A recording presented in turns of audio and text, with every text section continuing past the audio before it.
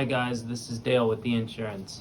Today we're going to talk about it's a a quick article, but rather important actually, because it's the concept, the coverage it's deceptive.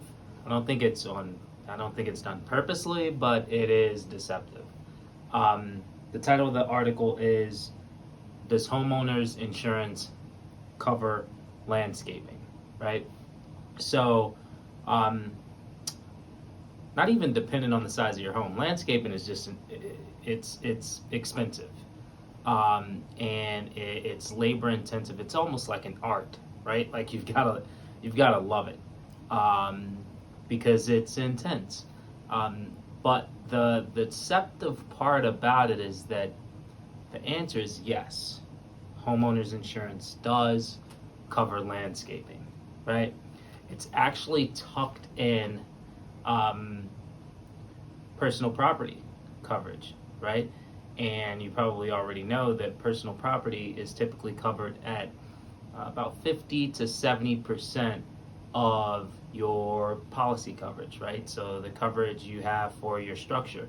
So, for example, if you have a home, just for the law of just to have clean numbers, you have a home insured for 100,000, personal property, in this case including landscaping, could be covered for 50 to 70,000, right?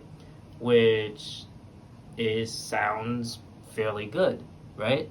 On its face. But when you actually start to read the policy, there's so many sublimits tucked into this landscaping coverage that it's really not meaty, right? It's really not a lot. So, for instance, there's typically a sublimit thrown in for all trees, plants, and shrubs.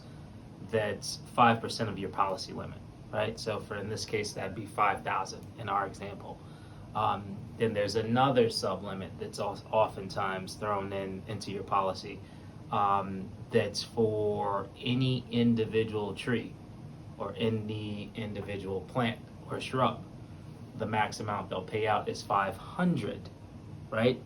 So once again, probably not done on purpose, but coverage can be deceptive because even though it's tucked into that personal property grouping, the sublimits within landscaping make it so that there's really not a lot of coverage.